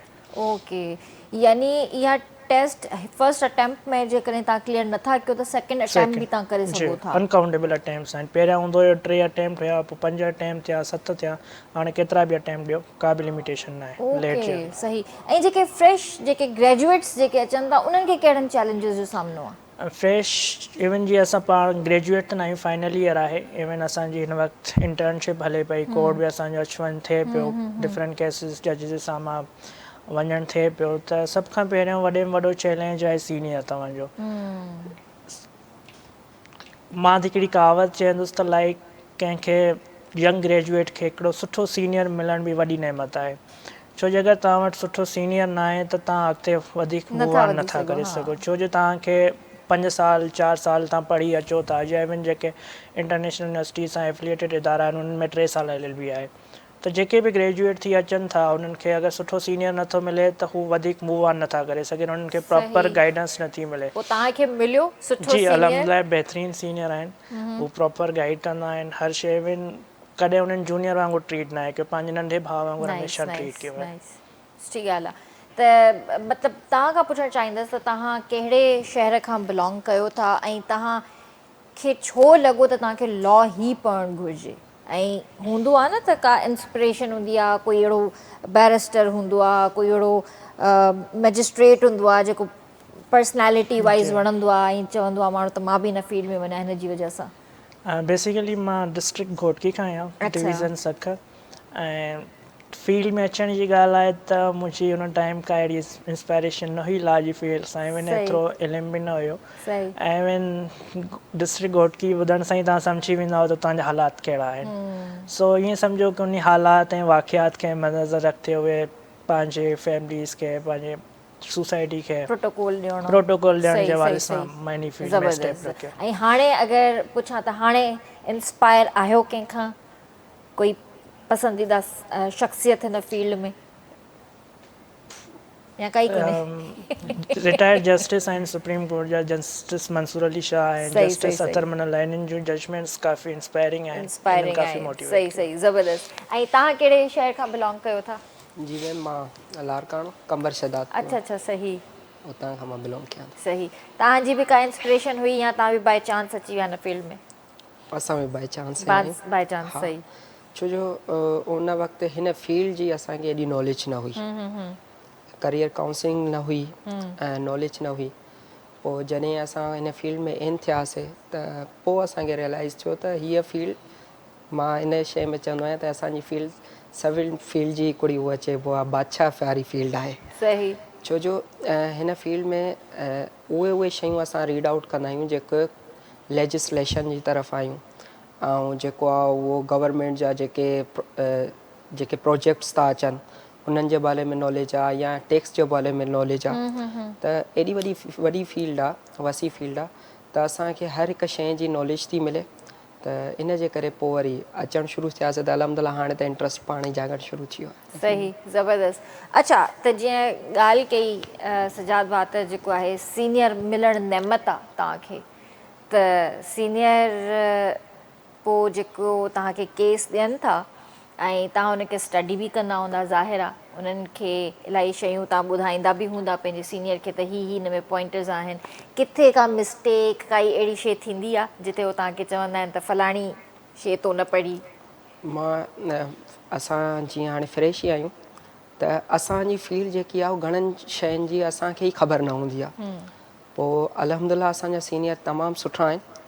असां वटि हिकिड़ो लफ़्ज़ हलंदो आहे सीनियर जूनियर। पोइ असां हिकिड़े दफ़े बीठा हुआसीं त कुझु क्लाइंट्स आया, सर खां पुछा कनि पिया त सर हे तव्हांजा जूनियर आहिनि? सर उन्हनि चयो त हे जूनियर न, मुंहिंजा एसोसिएट आहिनि। सही। त अलहमदिल्ला इहा हिकिड़ी सोच तक़रीबन घटि माण्हुनि वटि आहे। ॿियो असां जॾहिं पंहिंजे सीनियर सां को बि केस मिलंदो आहे त पोइ असांखे उहो ॾसींदा आहिनि त हिन केस खे कहिड़े तरीक़े सां तोड़णो आहे। इवन जॾहिं असां फस्ट टाइम मां FIR पोइ पढ़िया, असांजी सॼी केस जो जेको आहे उहो मेन FIR आहे। पोइ असांखे सर उहो सेखारियो त हिन FIR खे तोड़बो कीअं आहे। अगरि तव्हां पंहिंजे मुलज़िम खे भरी करायो था त इन में पॉइंट्स हिडन कहिड़ा कहिड़ा आहिनि जंहिं ते तव्हां सवाल करे था सघो, ऐं उन जेको सेक्शन लॻल आहे छा इहो बेलेबल आहे नॉन बेलेबल आहे, इन में जेको आहे उहा बेल मिली थी सघे, अगरि नॉन बेलेबल आहे त उन में घणो टाइम खां पोइ मिलंदी, ऐं उन्हनि शयुनि खे तव्हांखे तोड़णो आहे। पोइ असांखे FIR त असां रीड आउट जीअं पैराग्राफ रीड आउट कबो आहे। पोइ उन्हनि इहा सम्झाई त जेको इहा FIR आहे इन में थींदियूं आहिनि, परेड थींदी आहे हिकिड़ी जेको आहे उहा थाणे जे अंदरि परेड थींदी आहे, हिकिड़ी मैजिस्ट्रेट जे हुन में चैम्बर में परेड थींदी आहे। पोइ उहो तव्हांजो मुलज़िम जेको आहे उहो हुनखे सुञाणे अथो या नथो सुञाणे, ऐं जेको हुन में FIR में लिखियलु आहे त जेको आहे जंहिं मूंखां फुर कई आहे उहो जेको हमराह हुयो उहो कहिड़े माना मोटो हुयो, पतलो हुयो, रंग सांवरो हुयो, वार कीअं हुया, हुन कीअं सुञातो, असां उन्हनि शयुनि खे नंढी नंढी बारीकियुनि सां उन्हनि खे पुछाइबो आहे। त पोइ असां साईं ई हिकिड़ी FIR सर असांखे ॾिनी रीड आउट करण जे लाइ। त पोइ उन में हिकिड़े हमरा जेको आहे उहो लफ़्ज़ लिखियलु हुयो त हम उमिरि। हाणे हम उमिरि खे असां कहिड़ी एज में डिफाइन कंदासीं, ऐं जॾहिं उन माण्हू जेकी शनाख़्त कई हुई उहो 50 खां प्लस हुयो त उहो हम उमिरि कीअं थींदो। सही। त उन्हनि सभिनि शयुनि खे रियलाइज़ करे जॾहिं असांखे उहो सम्झाइनि था त पोइ अलहमदिल्ला असांजे लाइ ईज़ी वे जेको आहे उहो रहे थो। हींअर घणो करे केसिस जेके तव्हां वटि अचनि था ऐं तव्हां जेके पंहिंजे सीनियर सां गॾु तव्हां उन्हनि ते कमु कयो था त कहिड़े क़िस्म जा केसिस था अचनि पिया? मैम हिनमहिल जेको आहे उहो फैमिली केसिस आहिनि। अच्छा। ऐं सिविल केसिस हुया, मगर हाणे जेको आहे उहो फैमिली नेप केसिस या इनकम टैक्सिस इन्हनि जी तरफ़ घणो रुझान थो हले। त फैमिली केसिस जेके अचनि था त उन में छा खुला जा केसिस था अचनि? लास्ट टाइम मां पढ़ियो हुयमि जेको हिन में इस्लामाबाद में फाइल थिया आहिनि 4500 सिर्फ़ु हिनमहिल ताईं फाइल थी चुका आहिनि खुला जा केसिस। त घणो रुझान इन तरफ़ थो वञे त असांखे जेको आहे उहो इन्हनि शयुनि जी तरफ़ बि असांखे हुजे, त ईअं न आहे त असां सिर्फ़ु खुला जो केस फाइल कयूं। हाणे हिकिड़ी ॿी शइ बि असांजे फील्ड में अची चुकी आहे, ADR अल्टरनेटिव डिस्प्यूट रिज़ोल्यूशन। उहे सर्टिफाइड कोर्सिस थींदा आहिनि। अगरि असांखे लॻे थो त असां कोर्ट खां पहिरियों कंहिं अहिड़े जेको आहे हिननि जा कोर्स जंहिं थियल आहिनि अगरि असां उन्हनि सां सलाह मशवरो कयूं त उहो असांजो आउटडोर जेको आहे कोर्ट खां ॿाहिरि ई उन्हनि जेको आहे इशूज़ खे सॉल्व करे था सघनि। त हिन वक़्तु इन तरफ़ घणो रुझान आहे। त मां इहा हिकिड़ी रिक्वेस्ट बि तव्हांजे प्रोग्राम जे थ्रू करणु थो चाहियां त जेके नंढियूं नंढियूं शयूं उन्हनि खे एतिरो हाईलाइट या एतिरो उन्हनि ताईं न वञो जो तव्हांखे कोर्ट ताईं अचणु घुरिजे, तव्हां कोशिशि कयो उन्हनि खे पंहिंजे घर जी तरफ़ां सॉल्व करण जी। हर मसइले जो हल आहे, बाक़ी त अलाह ताला बहितर करे थो सघे। माय गॉड, मतिलबु इहा हिकिड़ो वॾो रेशो तव्हां मूंखे ॿुधायो आहे ऐं इहा हिकिड़ी मतिलबु छा चइजे त मतिलबु घर हलाइण या रिश्ते खे निभाइण ॿिन्ही जो कमु हूंदो आहे ऐं सिर्फ़ु कंहिं हिकिड़े पर्टिकुलर कंहिं हिकिड़े माण्हू जो कमु न आहे, ॿिन्ही खे गॾु हलाइणो हूंदो आहे घर खे। ऐं वाक़ई इहे उहे शयूं हूंदियूं आहिनि जंहिंमें मां चवंदी आहियां त ज़ाल मुड़ुस जे रिश्ते में घटि कोई टियों माण्हू इन्वॉल्व न थिए हिननि जे झेड़े में। जॾहिं कोई टियों माण्हू इन्वॉल्व थींदो आहे तॾहिं ई शायदि तव्हांजा मामलात ख़राबु थींदा आहिनि। बहरहाल इन्हनि ते मां ॾाढो ॻाल्हाए चुकी आहियां, हिन ते मां कोन थी ॻाल्हायां। इनकम टैक्स जी तरफ़ अचूं था त इनकम टैक्स हिकिड़ो अहिड़ो मतिलबु टॉपिक आहे, मां पुछणु चाहींदसि ज़रूरु त ऑलरेडी असां इनकम टैक्स पे कयूं था, ठीकु आहे, पर कॾहिं कॾहिं असां जॾहिं रेस्टोरेंट्स वञूं था या असां का शइ बाए कयूं था त असांखे वैल्यू एडिड टैक्सिस छो था ॾियणा पवनि, असांखे एक्स्ट्रा टैक्सिस छा जा ॾियणा था पवनि पिया, इहो थोरो मूंखे क्लियर कयो। ऐं उहे छो था असां ॾियूं ऐं उनजो रिटर्न असांखे छा थो मिले? ॾिसो मैम, जेको अगरि असां पर ईयर पंहिंजा टैक्स पे कयूं था त पोइ असांजा जेके रेस्टोरेंट्स आहिनि न उहे पंहिंजा एक्सपेंसिस कढण जी कोशिशि कंदा आहिनि हिन टैक्सिस जे थ्रू। वरी घुमी फिरी उन ई ॻाल्हि ते ईंदासीं, इहा हिकिड़ी अवेयरनेस अगरि असांखे नॉलेज आहे, इवन असां सां ई ख़ुदि पाण ईअं थियो आहे, असां मुख़्तलिफ़ रेस्टोरेंट्स ते विया आहियूं, पोइ जॾहिं उहो बिल खणी ईंदा आहिनि त हेठां टैक्सिस लॻल हूंदा आहिनि, पोइ असां जॾहिं सवाल कंदा आहियूं उन्हनि सां बेस मुबाहिसो कंदा आहियूं त पोइ उहो उन्हनि खे माइनस करे छॾींदा आहिनि। त असांजे आम माण्हुनि खे टैक्सिस जी अवेयरनेस ई न आहे। ऐं घणा माण्हू त टैक्स पेयर ई न आहिनि। फस्ट हुननि खे टैक्स पेयर थियणु घुरिजे, छो जो हुननि जो ई बेनिफिट आहे। इवन तव्हां अहिड़ी का वॾी शइ ख़रीद था कयो, बेनिफिट कहिड़ो आहे? मतिलबु अॼु ॾींहं ताईं मूंखे त को बेनिफिट न आहे मिलियो, मां टैक्स पेयर आहियां, मूंखे त को बेनिफिट न आहे मिलियो। ॾिसो अगरि तव्हां का शइ वॾी ख़रीद करणु था वञो, तव्हां का कार था ख़रीद कयो, उहो त एक्स्ट्रा वठंदा आहिनि। एक्स्ट्रा वठंदा आहिनि, मगर असां जॾहिं टैक्स पेयर आहियूं असां उन्हनि सां उहा ॻाल्हि पंहिंजी रखंदासीं त हो तव्हां सां कॾहिं बि इन्हनि शयुनि सां नथा करे सघनि। इवन अगरि असां को घरु ख़रीद था कयूं त उन्हनि ते जेके मुख़्तलिफ़ टैक्सियूं लॻल हूंदियूं आहिनि, अगरि असां टैक्स पेयर आहियूं त पोइ उन्हनि खे उहो डिडक्ट कयो वेंदो आहे हिन टैक्स पेयर जे थ्रू। त मतिलबु आम माण्हू त पोइ मतिलबु सफ़ा रगड़े में अची वियो न। बिल्कुलु, आम माण्हू जो बि ॾिसो वक़्त जे हिसाब सां असांखे सोशलाइज़ थियणो बि पवंदो आहे, ऐं वक़्त जे हिसाब सां असांखे हर फील्ड में पंहिंजा ॿार आणनि बि घुरिजनि। हर फील्ड में अगरि असांजो ॿारु पढ़े थो लिखे थो त पोइ हो उते का शइ क्रिएट थिए थी त उहो ॿारु उहो सुवालु पैदा कंदो।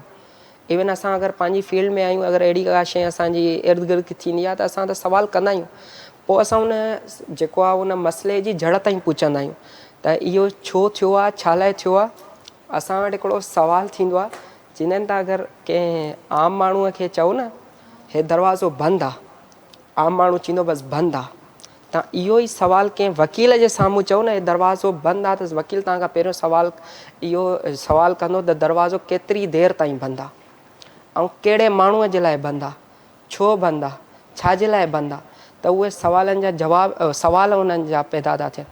त टैक्स पेयर जी तरफ़ अगरि असां अचूं था त जेकॾहिं अगरि असांखे अवेयरनेस हूंदी त असां वधीक जेको आहे टैक्स छो पे कंदासीं, असां उन्हनि शयुनि ते रुकिजी वेंदासीं जॾहिं असां टैक्स पेयर आहियूं। मगर अनफॉर्चुनेटली माण्हू न आहिनि जेको उहो टैक्स पेयर, हाणे जेको आहे उहो टैक्स पेयर हिकिड़ो रोल प्ले करे थी, जीअं मुख़्तलिफ़ जेके आहिनि वीडियोज़ ठाहे थी, माण्हुनि ताईं अवेयरनेस ॾिए थी, त पोइ माण्हू उन्हनि खे टैक्स पे कनि था। ओके, सही। तव्हां मोटिवेशनल स्पीकर बि आहियो, त तव्हां कीअं यूथ खे मोटिवेट था कयो पिया? यूथ खे इन हिसाब सां मोटिवेट था कयूं, लाइक हुननि खे इनकरेज था कयूं, हुननि खे इन हिसाब सां इनकरेज था कयूं लाइक हू पंहिंजी फील्ड सां, कहिड़ी बि फील्ड हुजे, चाहे वो लॉ जी हुजे, चाहे मेडिकल जी हुजे, इंजीनियरिंग आहे। इवन मेडिकल जे अंदरि बि काफ़ी ब्रांचिस आहिनि, डॉक्टर्स अलॻि आहिनि, फिजियोथेरापिस्ट अलॻि आहिनि, न्यूट्रिशनिस्ट अलॻि आहिनि, डाइटिशियन अलॻि आहिनि।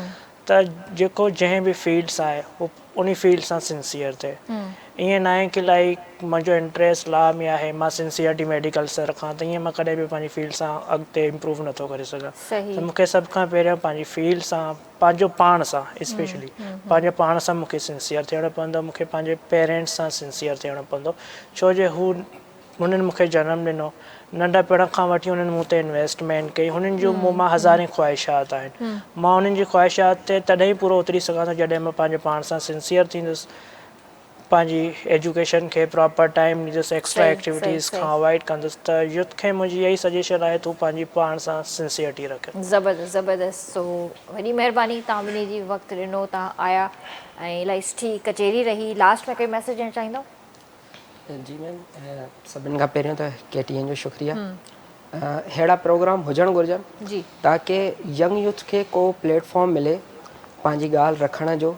जीअं असां का वर्किंग कयूं था त असांखे को प्लेटफॉर्म मिलंदो आहे त असां पंहिंजी ॻाल्हि रखंदा आहियूं त पोइ असां वर्किंग कयूं छा था, ऐं इहे जेके आहिनि तमामु घटि था यंग यूथ खे मिलनि। ऐं ॿियो मैसेज इहो आहे त पंहिंजे जेको आहे उहो पेरेंट्स सां लाज़मी वियो। हिकिड़ी शइ असां इहा ॾिसूं था अॼुकल्ह जे दौर में त ॿार पंहिंजे पेरेंट्स सां विहण जे लाइ तयारु न आहिनि। ॾिसो तव्हां मुख़्तलिफ़ शयूं किताबनि सां सिखी था सघो, घणियूं शयूं तव्हां दुनिया जे मामलातनि सां सिखी था सघो, मगर एथिक्स तव्हांजे घर खां स्टार्ट थी थिए। तव्हांखे पहिरियों पंहिंजे वालिदैन सां वियो, अगरि तव्हांजी ज़िंदगीअ में को बि इशू क्रिएट थो थिए, तव्हां पंहिंजे पेरेंट्स खे ॿुधायो। सभिनीनि खां पहिरियों उहो ई तव्हांजे लाइ हल कढी था सघनि, ऐं उन खां वालिदैन खां अलावा तव्हां कंहिं ते बि ट्रस्ट नथा करे सघो हिन दुनिया में। ऐं ॿियो इहो आहे त जेॾीं असां पंहिंजी स्ट्रगल हिन दुनिया जे लाइ था कयूं, पंहिंजी आख़िरत जे लाइ बि बहितरीअ जी दुआऊं घुरंदा रखूं अलाह पाक खां, त अलाह पाक जीअं असांजे लाइ हितां जे लाइ आसानियूं कयूं त अलाह पाक असांजी आख़िरत जे लाइ बि आसानियूं करे, इंशाल्लाह इंशाल्लाह आमीन। ताकी असां पंहिंजी जंहिं बि फील्ड में हुजूं असां उहो रोल प्ले कयूं। सिर्फ़ु इवन असां ख़ुदि पाण जे लाइ न, असां सोसाइटी जे लाइ बि हिकिड़ा बहितरीनु मिसाल आहे। ज़बरदस्त ज़बरदस्त बेहतरीन मैसेज। जी तव्हां कोई मैसेज? मैसेज अगेन मुझे ये आहे त स्टूडेंट्स के यंग यूथ के पंहिंजे पाण सां सिंसियर रहणो पवंदो, सोशल मीडिया जो पॉजिटिव इस्तेमालु करणो पवंदो, छो जे हर शइ जा प्रोस एंड कॉन्स हूंदा आहिनि, बेनिफिट्स आहिनि त उन जा डिसएडवांटेजिस बि आहिनि, त उहो असांजे हथ में आहे त असां उनखे कहिड़े नमूने सां यूज़ था कयूं, त सोशल मीडिया के पॉजिटिवली यूज़ कयो। ज़बरदस्त ज़बरदस्त, थैंक यू सो मच। शोबे भाई जाते जाते आपसे कुछ सुनेंगे थोड़ी देर में, बस जो आपका दिल करे आप सुनाइए। इंशाल्लाह तव्हां सां सुभाणे मुलाक़ात कंदासीं, तेसि ताईं पंहिंजो पंहिंजे प्यारनि जो तमामु घणो ख़्यालु रखिजो। मूंखे RBS जी पूरी टीम खे ॾींदा इजाज़त। अल्लाह हाफ़िज़। जी आपने चाहिए जाते जाते जो आपका दिल चाहे, मेरे लिए आसानी होगी, है ना? मैंने बाउंड नहीं किया आपको किसी चीज़ में। ये कि मुझे अच्छा दिल वही वाली बात है, गाने तो हम रोज ही गाते हैं, कव्वाली है, और कल तो हमारा प्रोग्राम वैसे भी धमाका खेज होने वाला है इंशाल्लाह। व्यूअर्स मिस मत कीजिएगा कि कल का जो प्रोग्राम है, और उसमें जो काविशें हैं वो हमारे PM साहब हैं, पीर अमजद अली साहब, हमारे डायरेक्टर अजहर चौकी साहब, DOP अमीर चांदियो, बाकी हमारी टीम जो है इनकी बड़ी काविशें हैं इस प्रोग्राम को रंगारंग करने में, रंगन भरी शाम बनाने में। अच्छा मेरा कोई काम ही नहीं है, हम दोनों मैं यहाँ पे बैठी पे बक बक बक बक बक बक करती रहती हूँ, मेरा कोई काम ही नहीं है। शोबी भाई आपसे उम्मीद ये नहीं थी मेरी। अच्छा अमीर का काम आ गया, पीर साहब का काम आ गया, अजहर भा का काम आ गया, किरण फ्रेम से आउट हो गई, ये क्या चीज है? आपके लिए तो बोलने की जरूरत ही नहीं नहीं, ये किस लिए बटरिंग कर रहे हैं आप मुझे बताएं थोड़ा सा। अजहर भा वकीला बैठा है, रहते सोचे बैठे जो वकील साहब मैंने कोई गलत बात तो नहीं की ना। मजाक कर रही हूँ मजाक कर रही हूँ। ये वो हैं जो बिहाइंड अच्छा ना अब सुना दो ना। अच्छा मुझे कव्वाली बड़ी याद आ रही है शहीद अमजद साबरी साहब की, और मुझे ये शर्फ हासिल है कि मैं उनके साथ बहुत ज़्यादा मैंने काम किया, टूर्स पे भी किया। उसमें जाहिद कव्वल साहब हैं जिनका बहुत बड़ा किरदार है, मोइज़ भाई पैरिस जो मुझे लेके जी जी जी जी जी, तो याद तो उनकी ज़ाहिर दिल में ताज़ा है, और बड़ी माजरत जो जिंदा लोग हैं उनके ख़ानदान फैमिली के और मरहूम आप लोगों सबसे मेरी माजरत ये कि मैं अपने अंदाज से सुना देता हूँ, फिर से चेंज एक दफ़ा।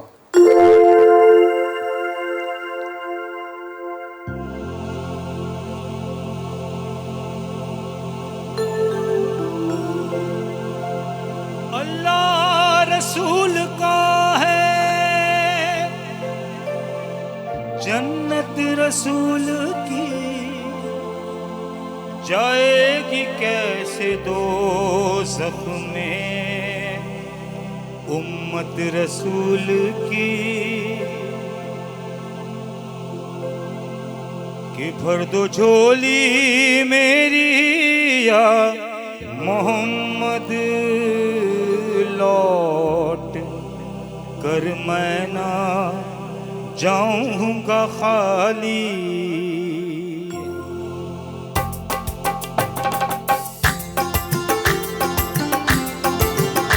भर दो झोली मेरी या मोहम्मद, लौट कर मैं ना जाऊंगा खाली।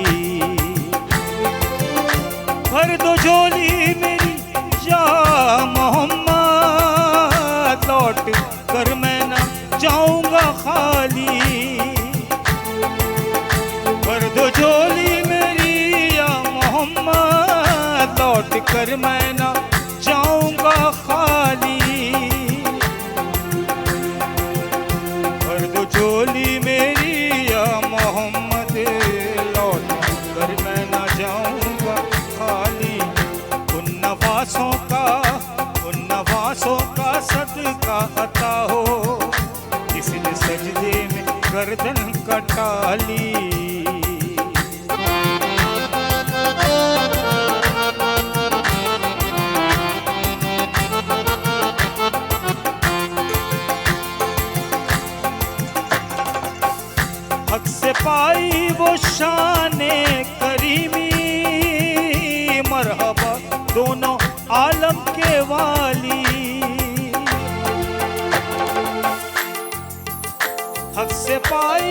शान करीमी, मरहबा दोनों आलम के वाली।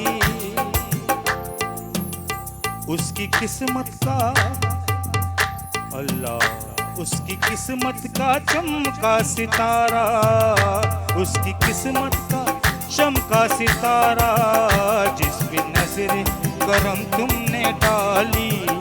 भर दो झोली हम सबकी, भर दो झोली, भर दो झोली मेरी या मोहम्मद, लौट कर मैं ना जाऊंगा खाली।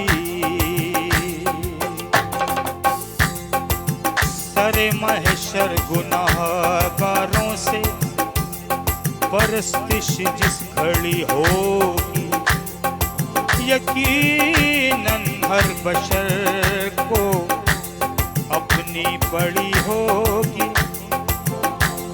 सभी को आस उस दम कमली वाले से लगी होगी, तो ऐसे में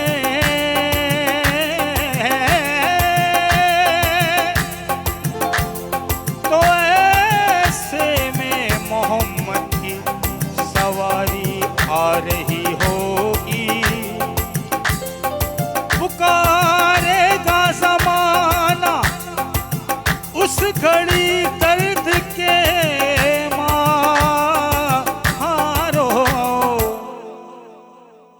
न घबराओ गुनाहगारों, न घबराओ गुनाहगारों, न घबराओ गुनाहगारों, न घबराओ गुनाहगारों। आ रहे हैं वो देखो मोहम्मद, आ रहे हैं वो देखो मोहम्मद, जिसके कांधे पे कमली है काली। भर दो झोली मेरी या मोहम्मद, लौट कर मैं ना जाऊंगा खाली। और इस कवाली में अगर ये जिक्र ना हो तो ये कवाली पूरी नहीं होती। तो मैं ये शेर जरूर पढ़ता हूँ, गाता हूँ।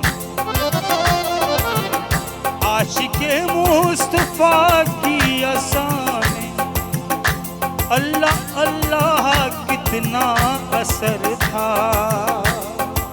आशिके मुस्तफा की अज़ान में अल्लाह अल्लाह कितना असर था। आशिके मुस्तफा की अज़ान में अल्लाह अल्लाह कितना असर था। सच्चा ये वाक़या है अज़ाने बिलाल का, या मुस्तफ़ा अज़ान गलत देते हैं बिलाल। कहिए हजूर आपका इसमें है क्या ख्याल। फरमाया मुस्तफ़ा ने अगर सच है देखिए, वक्त सहर की आज अज़ान और कोई दे। हजरत बिलाल ने जो अज़ाने सहर न थी, कुदरत खुदा की देखो ना मतलब सहर हुई। जिब्रील लाए ऐसे में पैगाम किबरिया, पहले तो मुस्तफ़ा को अदब से सलाम किया, बाद सलाम उनको खुदा का दिया पैगाम। यूं जिब्रील ने कहा खैरुल अमान से, अल्लाह को भी है प्यार तुम्हारे गुलाम से, अल्लाह को भी है प्यार तुम्हारे गुलाम से।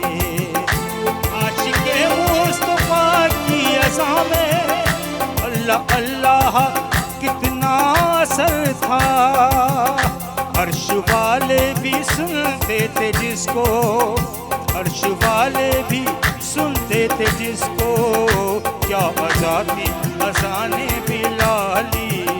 भर दो झोली मेरी या मोहम्मद, लौट कर मैं ना जाऊंगा खाली, लौट कर मैं ना जाऊंगा खाली।